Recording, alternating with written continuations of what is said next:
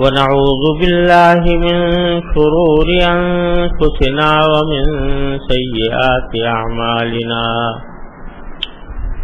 من يهده الله فلا مضل له ومن يضلله فلا هادي له وأشهد أن لا إله إلا الله وحده لا شريك له وأشهد أن سيدنا وسندنا ونبينا ومولانا محمدا عبده ورسوله صلى الله تعالى عليه وعلى آله وأصحابه وبارك وسلم تسليما كثيرا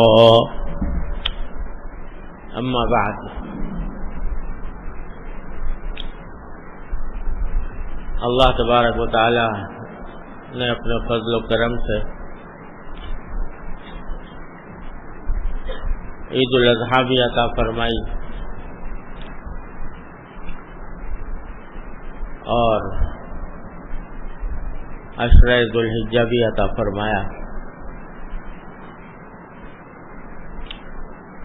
جن اللہ کے نیک بندوں نے ان ایام میں عبادت کا اہتمام کیا، اللہ تبارک و تعالیٰ کے رحمت سے امید ہے کہ انشاءاللہ وہ ان کے لیے دنیا و آخرت کے ذخیرے کا سبب بنے گا. جن کو قربانی کرنی تھی الحمدللہ وہ بھی تکمیل پائی، ایک ایسی عبادت تکمیل پائی جو ان دنوں کے علاوہ کسی اور دن میں انجام نہیں دی جا سکتی. حج کا موسم بھی الحمدللہ پورا ہو گیا، بہت سے حضرات حج کی نعمت سے سرفراز ہوئے. اللہ تبارک و تعالیٰ اپنے فضل و کرم سے ان سب کی عبادتوں کو قبول فرمائے.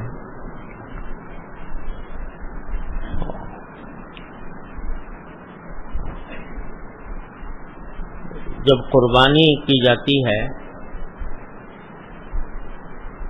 تو مسنون ہے کہ قربانی کرتے وقت آدمی یہ پڑھے کہ ان صلاتی و نسکی و محیایا و مماتی للہ رب العالمین،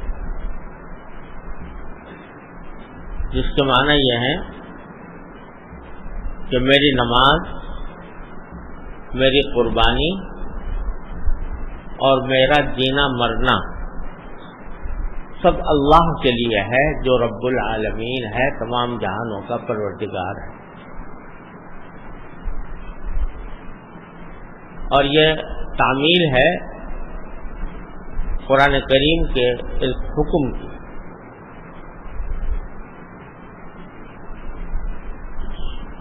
جس میں اللہ تبارک و تعالی نے ارشاد فرمایا قل ان صلاتی و نسکی و محیایا و مماتی للہ رب العالمین. یہ کہو، کہنے کا حکم دو. ان صلاتی و نسکی و محیایا و مماتی للہ رب العالمین لا شریک لہ بذلک امرت وانا اول المسلمین. یہ کہنے کا حکم ہے اور حضور نبی کریم صلی اللہ علیہ وسلم سے منقول ہے کہ جب قربانی فرماتے تو یہ کلمات ادا فرماتے. تو اس کے یہ جو جملہ کہلوایا گیا ہے ہم سے اور آپ سے، یہ خالی از علت نہیں، یہ بیکار نہیں، کوئی سبق دینے کے لیے کہلوایا گیا. اور اس کے ظاہری معنی تو بالکل واضح ہیں کہ میری نماز بھی اللہ کے لیے، میری قربانی بھی اللہ کے لیے. یعنی میں یہ عبادتیں خالص اللہ تبارک و تعالی کی رضا جوئی کے لیے کر رہا ہوں، کوئی اور دنیاوی مقصد نہیں ہے، ریاکاری مقصود نہیں، نام و نمود مقصود نہیں، اللہ ہی کے لیے کر رہا ہوں۔ تو یہ تو تقریباً ہر مسلمان جانتا ہے کہ بھئی عبادت وہی اللہ تعالیٰ کے ہاں قابل قبول ہوتی ہے جو اللہ کے لیے کی جائے، اللہ تعالیٰ کی خوشنودی کے لیے کی جائے۔ دکھاوے کے لیے کرے گا آدمی تو اس کے اللہ تعالیٰ کے ہاں ایک حبہ برابر بھی کوئی قیمت نہیں ہے، بلکہ الٹا نقصان۔ ریاکاری بہت بڑا سخت گناہ ہے۔ تو ایسی چیزیں ریاکاری کے جو اچھے خاصے عمل کو بھی نہ صرف اکارت کر دیتی ہے بلکہ گناہ بنا دیتی ہے۔ اور ایک حدیث میں تو یہاں تک منقول ہے کہ یہ ریاکاری ایک طرح کا شرک ہے۔ من صلی یرائی فقد اشرک باللہ، جو ریاکاری کے لیے نماز پڑھے اس نے اللہ کے ساتھ شریک ٹھہرا دیا مخلوق کو، کرنا تو کام اللہ کے لیے، مخلوق کے لیے کر۔ ومن صام یرائی فقد اشرک باللہ، جو ریاکاری کے لیے روزہ رکھے وہ اس نے اللہ تعالیٰ کے ساتھ کسی کو شریک کر دیا۔ تو یہ بات تو ہر مسلمان جانتا ہے۔ اللہ تعالیٰ اس پر عمل کی بھی توفیق عطا فرمائے، ریاکاری سے بچائے، اخلاص پیدا فرما دے۔ لیکن آگے اللہ تعالیٰ نے دو لفظ اور بڑھا دیے عبادتوں کے ساتھ۔ نماز ریاکاری کے لیے نہ ہو، اللہ کے لیے ہو، سمجھ میں آ گیا۔ قربانی اللہ کے لیے ہو، ریاکاری کے لیے نہ ہو، سمجھ میں آ گیا۔ لیکن آگے فرمائے وَمَحْيَايَ وَمَمَاتِي، میرا جینا بھی اور میرا مرنا بھی اللہ کے لیے ہے جو رب العالمین ہے۔ یہ کیا کہہ دیا کہ جینا اور مرنا اللہ کے لیے؟ عبادت اللہ کے لیے ہے، ٹھیک، قربانی اللہ کے لیے ہے، ٹھیک، نماز روزہ اللہ کے لیے ہے، ٹھیک، جینا اللہ کے لیے کیسے ہوتا ہے اور مرنا اللہ کے لیے کیسے ہوتا ہے؟ یہی سبق دینا مقصود ہے در حقیقت، کہ ایک مومن کی پوری زندگی حقیقت میں وہ اللہ کے لیے ہونی چاہیے۔ اور اللہ کے لیے زندگی ہونے کے دو مطلب ہیں۔ ایک مطلب تو یہ ہے کہ بات صرف اس یہاں ختم نہیں ہوتی کہ تم نے جانور کے گلے پر چھری پھیر دی اور قربانی ہو گئی، ثواب بھی مل گیا قربانی کا اگر تم نے اخلاص کے ساتھ کی تھی، گوشت کا مزہ بھی تم نے اڑا لیا، دعوتیں بھی کر لی، لیکن اللہ تعالیٰ نے اس کا اجر و ثواب بھی تمہیں عطا فرما دیا۔ یہ تو ہے، لیکن آگے جو سبق دیا جا رہا ہے وہ یہ کہ یہ قربانی جو ہم نے تم سے کروائی ہے یہ در حقیقت ایک مظاہرہ ہے اور ایک نمونہ ہے اس قربانی کا جو ہم نے تم سے مطلوب ہے۔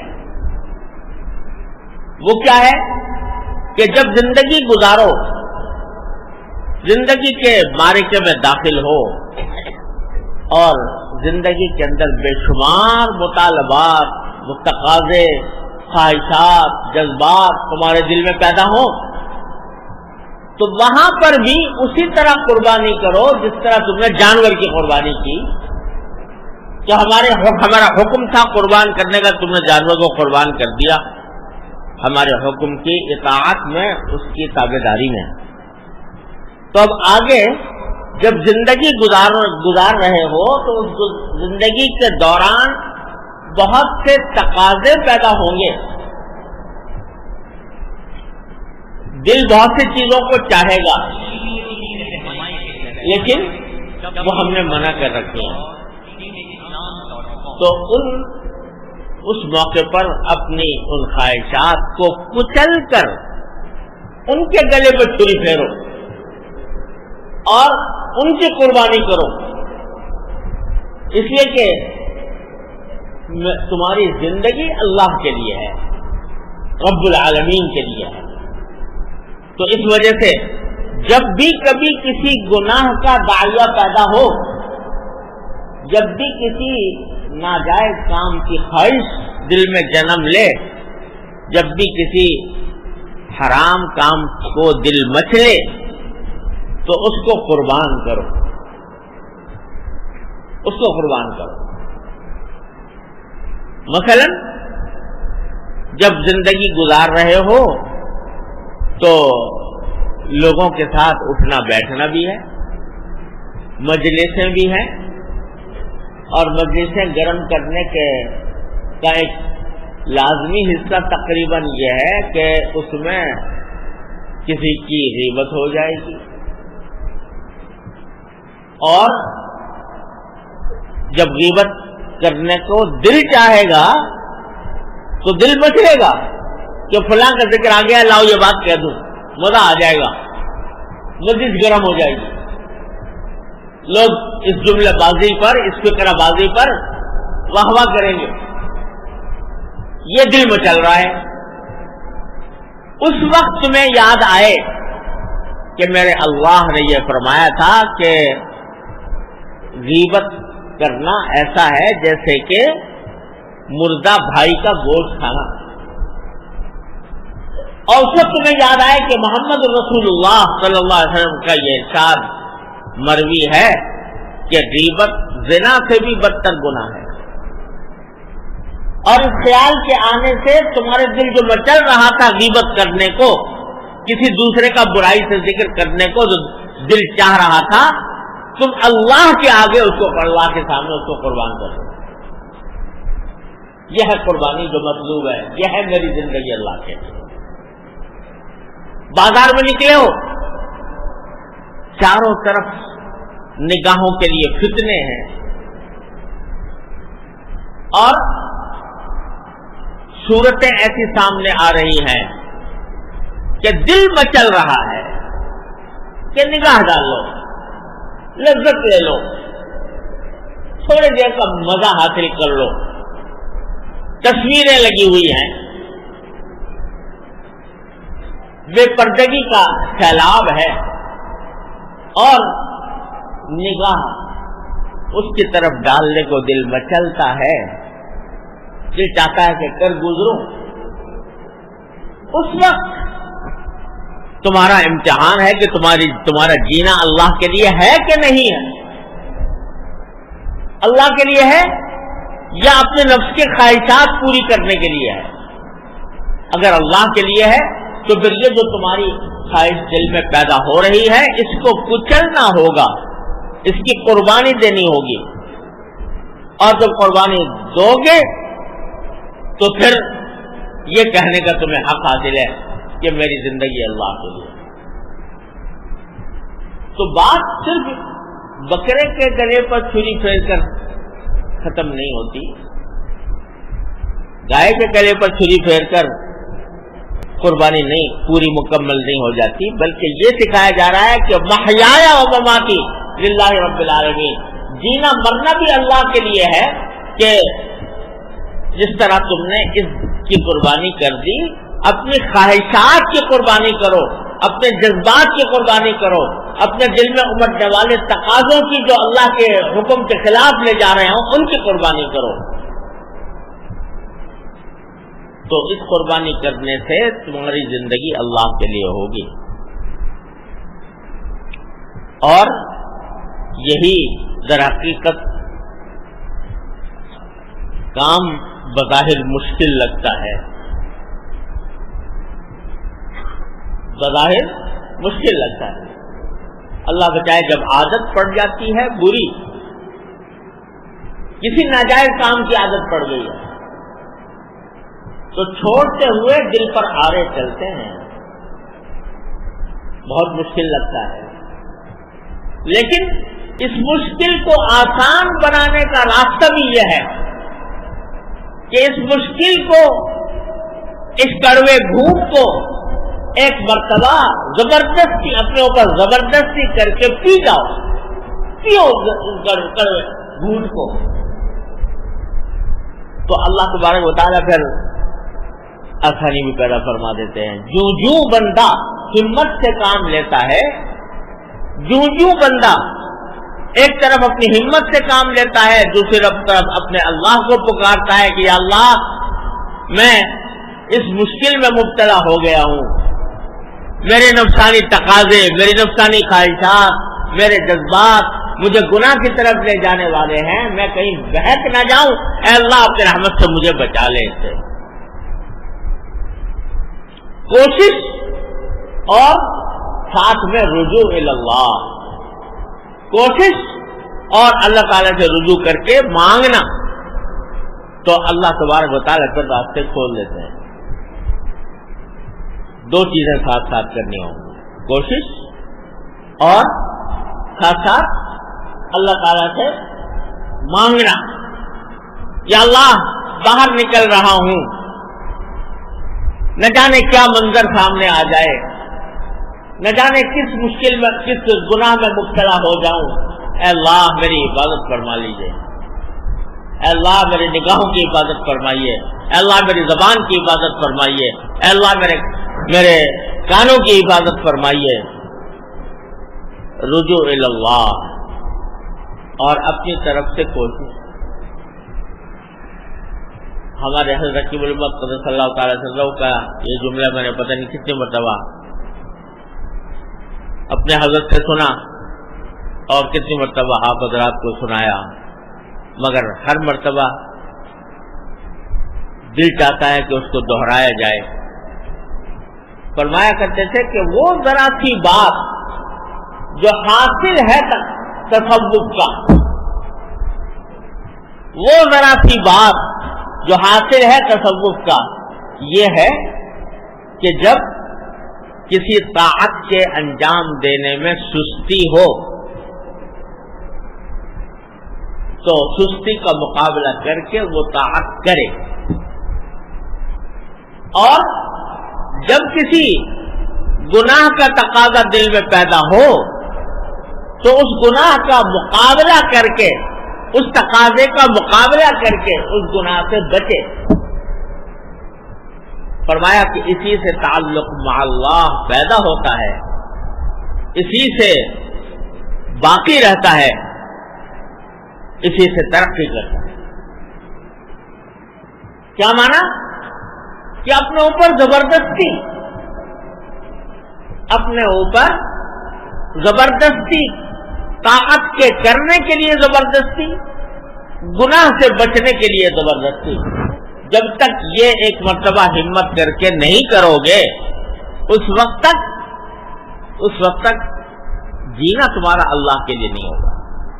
محیایا میری زندگی، و مماتی میری موت، سب اللہ کے لیے ہے، رب العالمین کے لیے۔ کب ہوگی؟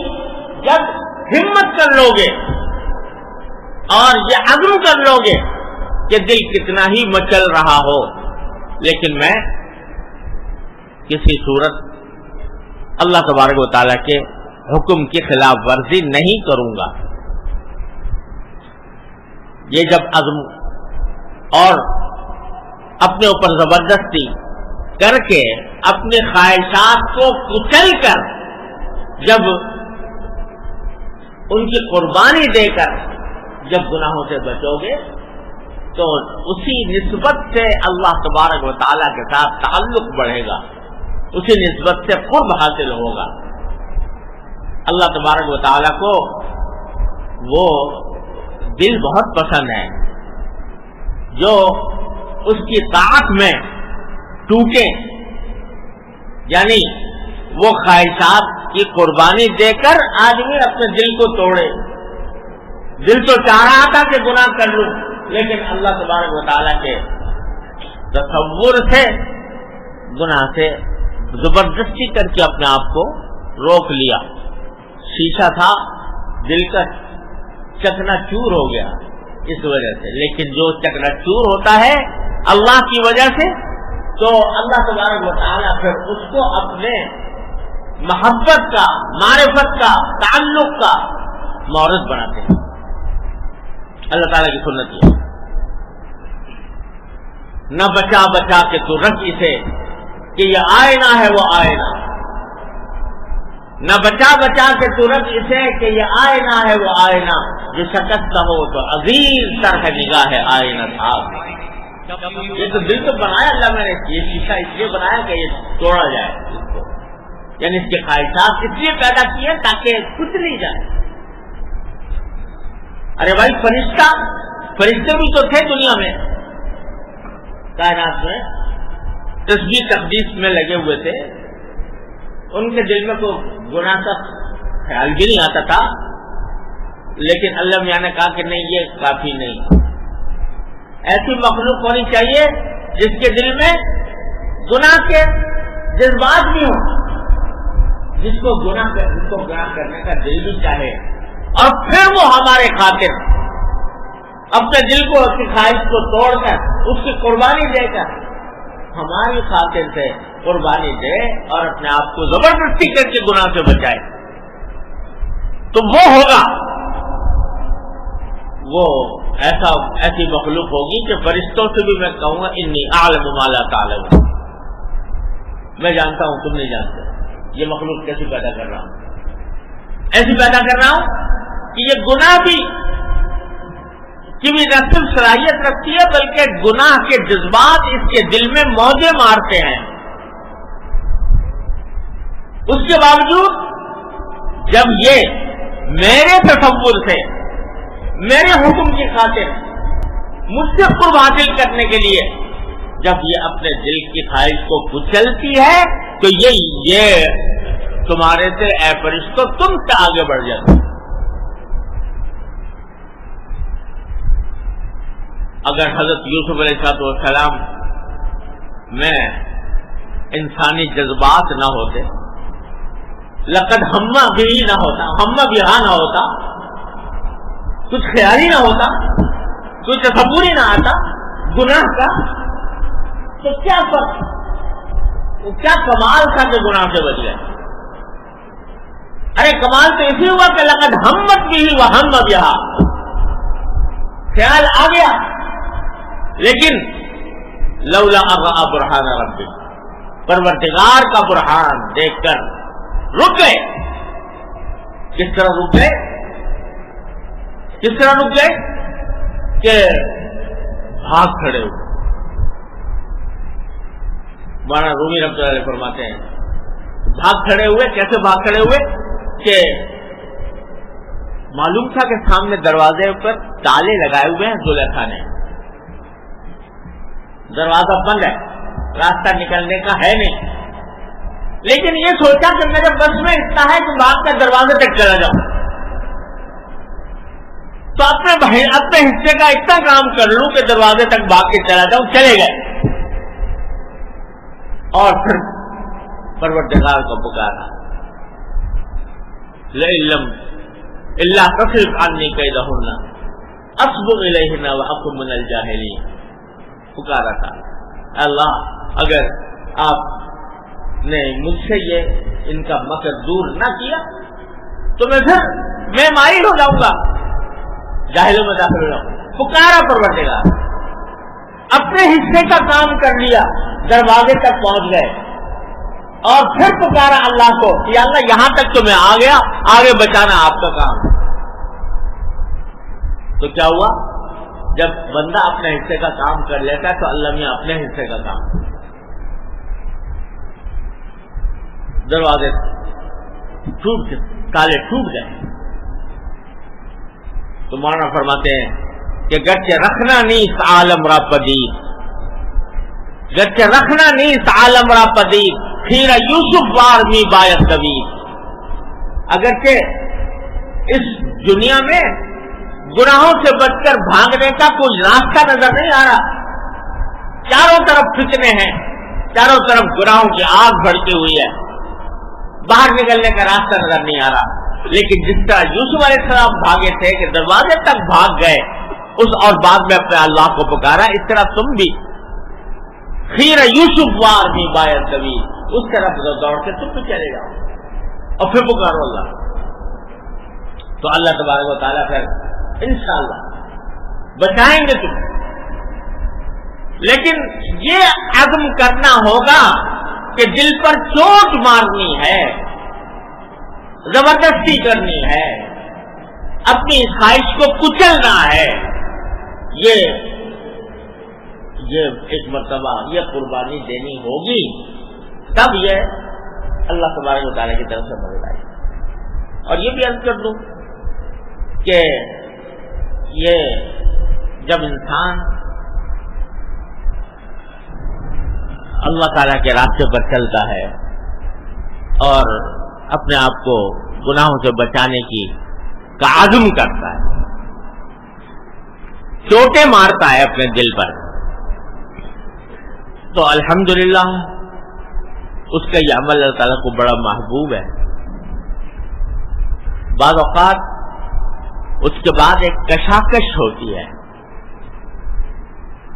نفس کی اور انسان کے ضمیر کی، نفس کی اور انسان کے عزم اور ارادے کی، شیطان کی اور انسان کی لڑائی چلتی ہے، کشتی چلتی ہے۔ اس کشتی میں جب تم ایک مرتبہ تم نے اس کو ڈھا دیا تو کبھی وہ دوبارہ تمہیں بھی ڈھا دیتا ہے، لیکن یہ مایوس ہونے کی بات نہیں ہے، پھر دوبارہ تم پھر وہی عمل کرو گے تو دوبارہ اس کو ڈھا دو گے، اور یہ کشتی چلتے چلتے ایک وقت ایسا آتا ہے کہ پھر اس کی قوت کمزور پڑ جاتی ہے، طاقت مزمحل ہو جاتی ہے، اور اس کے بعد تمہیں اس کے اوپر قابو پانا مشکل نہیں رہتا۔ شروع میں مشکل ہوتی ہے، لیکن اس مشکل کا حل یہی ہے کہ اس مشکل کو برداشت کرو، اس مشکل کو برداشت کر کے کڑوے گھونٹ پیو تو پھر ہو جاتا ہے۔ تو بھائی محیا سبق جو دیا جا رہا ہے، قربانی تو کر دی، لیکن اب مرحلہ درپیش ہے اپنے خواہشات اور جذبات کی قربانی کا، تو تمہارا مرنا بھی اللہ کے لیے ہونا چاہیے، تمہارا جینا بھی اللہ کے لیے ہونا چاہیے، تمہارا مرنا بھی اللہ کے لیے، جو کچھ ہو وہ اللہ کے لیے ہو، مرنا بھی اللہ کے لیے۔ کیا چلو جینا یہ ہو گیا کہ اپنی زندگی کو اللہ تبارک و تعالیٰ کی رضا کے مطابق ڈھالنے کی کوشش اور اس کے لیے اپنے جذبات کی قربانی دے کر جی لیے۔ مرنا اللہ کے لیے کیا؟ مماتی، میرا مرنا بھی اللہ کے لیے، مرنا بھی اللہ کے لیے۔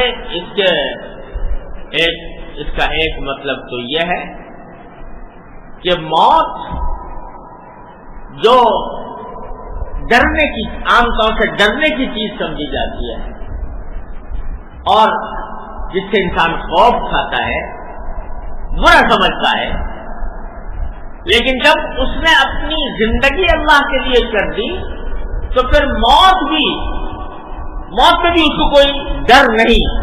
موت کے اندر ڈر ہونے کے بجائے وہ یہ دعا کرتا ہے، اللہم احیینی ما علمت الحیات خیرا لی وتوفنی اذا علمت الوفاۃ خیرا لی۔ اے اللہ، مجھے جب تک آپ اچھا سمجھتے ہیں میرے حق میں مجھے زندہ رکھیے، اور جب آپ میرے لیے وفات پسند فرمائیں اس وقت مجھے وفات دے دیجیے۔ تو میری اپنی طرف سے کوئی تجویز نہیں، نہ زندگی کی نہ موت کی، جو میرا اللہ کہے، جو میرا اللہ میرے لیے پسند کرے میں اس پر راضی ہوں۔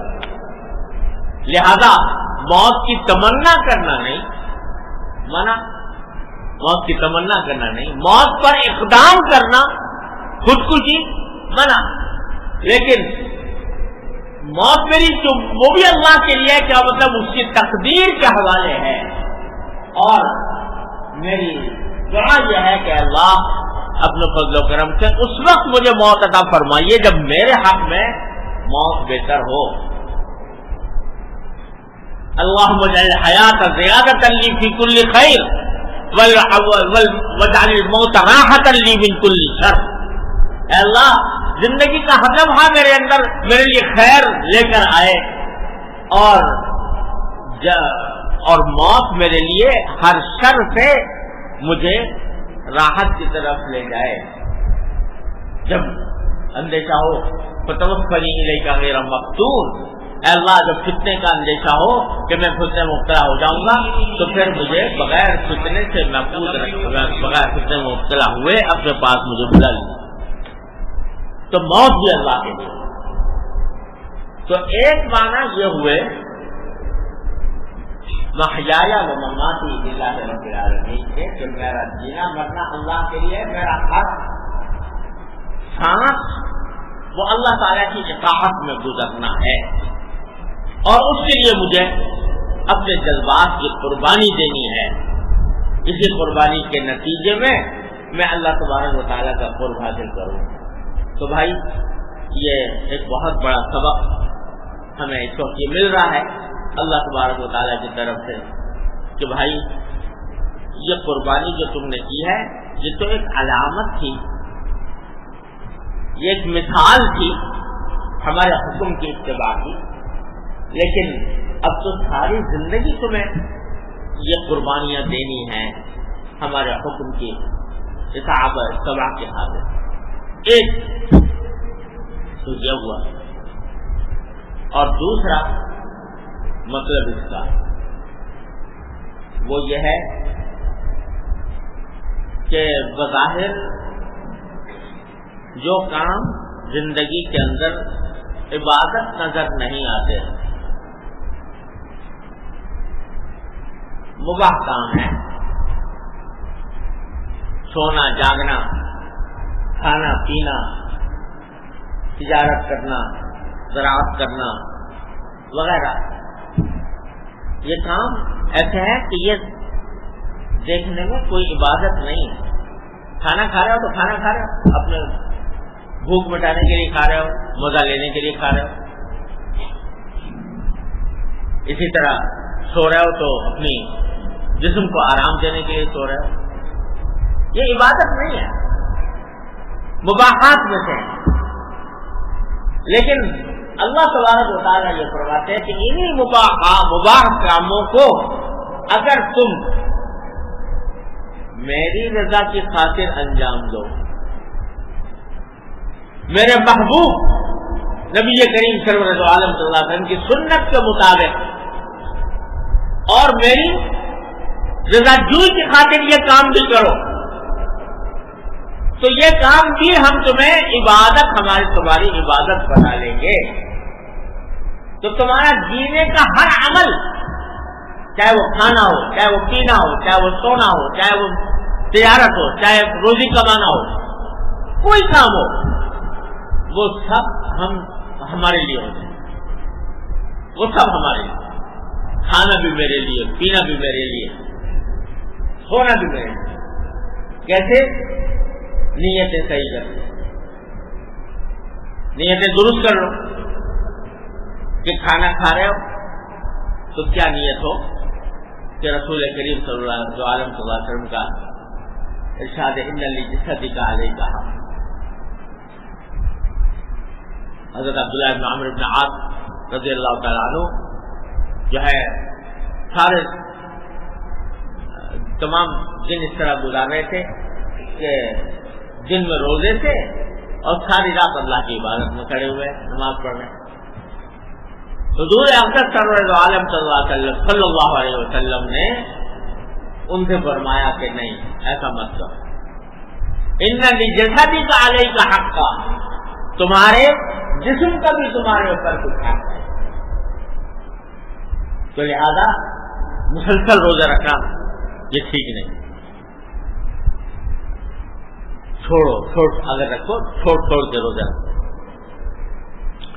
تو آدمی اگر یہ نیت کر لے کہ میں کھانا اس لیے کھاتا ہوں کہ میرے جسم کا مجھ پر حق ہے، اور اس طرح کھاتا ہوں جیسے اللہ تعالیٰ کے محبوب صلی اللہ علیہ وسلم نے کھایا، بسم اللہ الرحمن الرحیم پڑھ کر، اور اللہ تبارک و تعالیٰ کی نعمت کا شکر ادا کر کے الطاعم الشاکر بمنزلۃ الصائم الصابر. تو سارا کھانا بھی کیا ہو گیا؟ عبادت ہو گیا.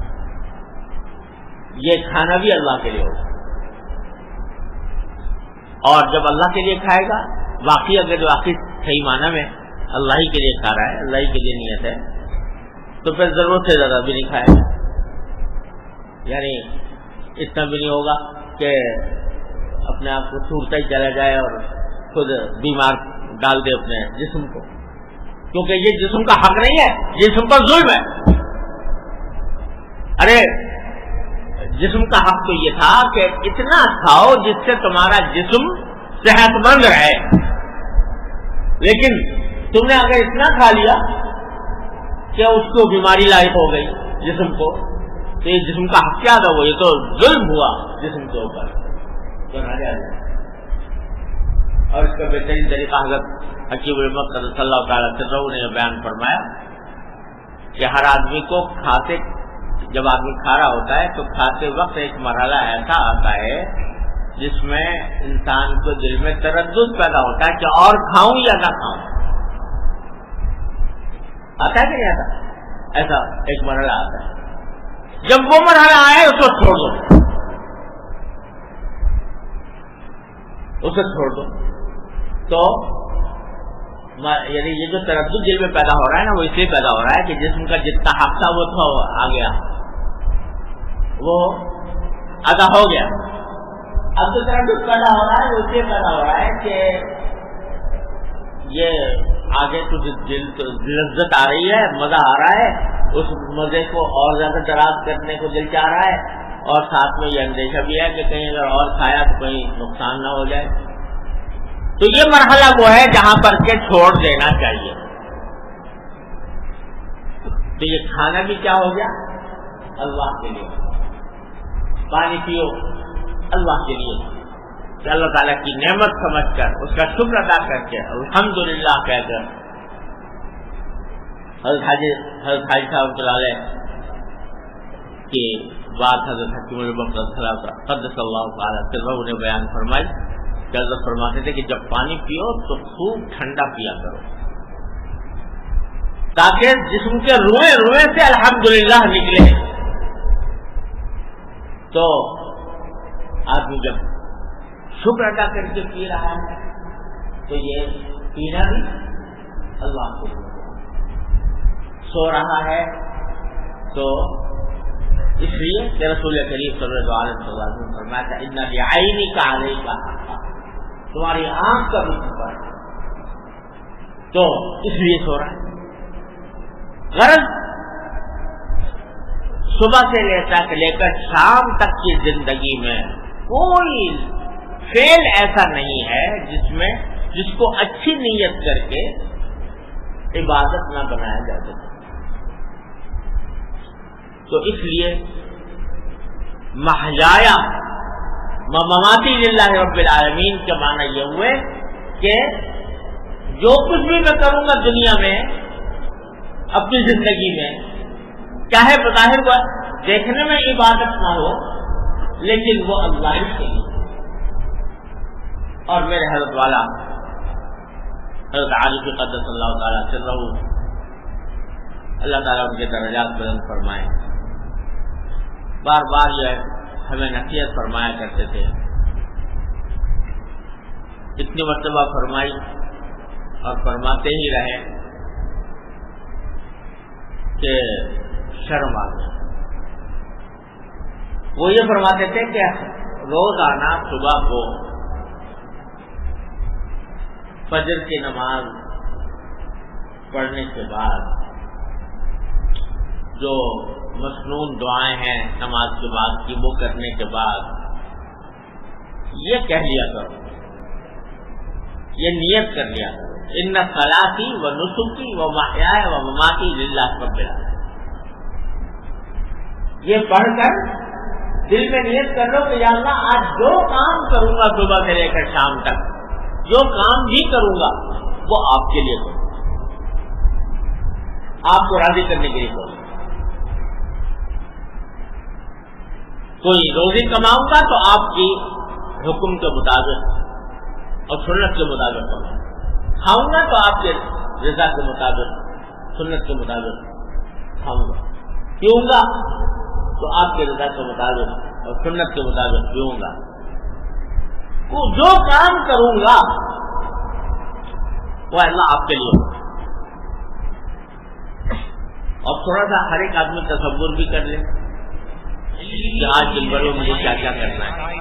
طالب علم ہے تو یہ نیت کرے کہ یا اللہ میں جو کچھ پڑھوں گا وہ آپ کو راضی کرنے کے لیے پڑھوں. استاد ہے تو یہ نیت کر لے یا اللہ جو کچھ پڑھاؤں گا وہ آپ کو راضی کرنے کے لیے پڑھاؤں. کوئی تاجر ہے تو یہ نیت کر لے کہ جو تجارت کروں گا اے اللہ آپ کے حکم کے مطابق اور آپ کے رضا جوئی کے خاطر سنت کے مطابق کروں گا. اور جس کا جو دن میں واقعات پیش آنے والے ہیں ان سب میں اچھی نیت نکالو اور اچھی نیت نکال کر اس کو مستحضر کرو اور یہ کہو کہ ان صلاتی و نسکی و محیایا و مماتی للہ رب العالمین. یہ صبح کو کہہ لو اللہ میں یہاں سے ایک پیمان کر لو, پیمان وفا.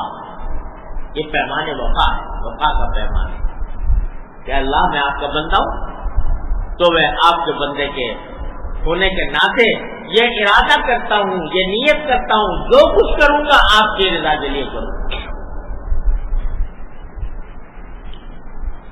کر لیا.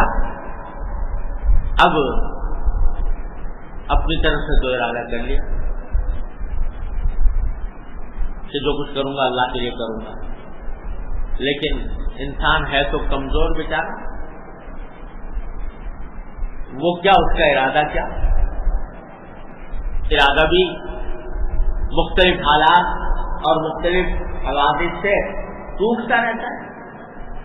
تو پھر انہیں سے مانگ لو, اللہ تعالی سے مانگ لو. یا اللہ ارادہ تو کر لیا, ارادہ تو کر لیا, لیکن اس ارادے کی تکمیل اور اس پر استقامت اور اس پر ثابت قدم رہنا اے اللہ آپ کی توفیق کے بغیر ممکن ہے.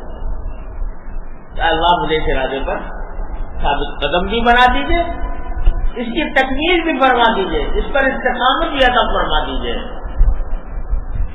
یہ دعا بھی کر لو ساتھ. اور اگر مصنون دعا کر لو اللہم انا قلوبنا ونواسینا وجوارحنا بیدک لم تملکنا منہا شیئا فإذا فعلت ذلك بنا فكن أنت ولينا واهدنا إلى سواء السبيل. یا اللہ میں نے کہہ تو دیا لیکن کر نہیں سکتا جب تک آپ کی توفیق نہیں ہوگی, تو آپ میرے ولی بن جائیے اور مجھے اس راستے کی ہدایت کر. یہ صبح صبح کو اللہ میاں سے پیمان وفا مانگ لو. انشاءاللہ جب یہ پیمان وفا باندھا تو اس کی برکات ظاہر ہوں گی, اور جب وقت آئے جس کام کا تو اس میں نیت کا استعداد بھی کرنے کی کوشش کریں.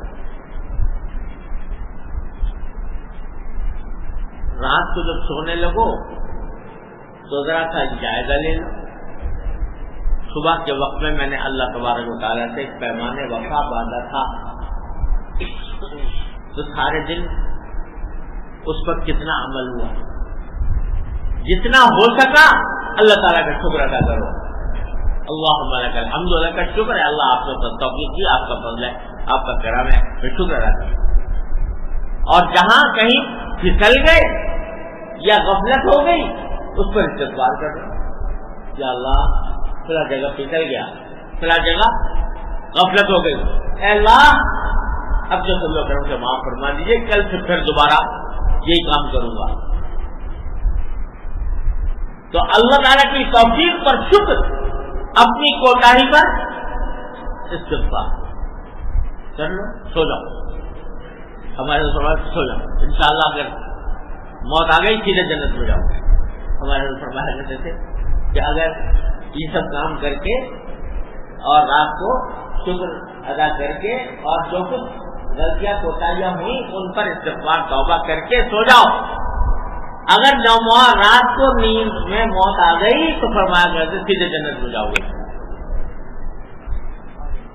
بتاؤ بھائی پھر بھی کوئی کہتے ہیں دین مشکل کام ہے, دین کے اوپر عمل کرنا بڑا مشکل ہے. یہ ہے ان صلاتی و نسکی و محیایا و مماتی للہ رب العالمین. اس کو صبح کو اس کا اس پیمان وفا کو استوار کر لیا کرو. اللہ تعالیٰ ہم سب کو اس کی توفیق عطا فرمائے. اللہم صلی علی سیدنا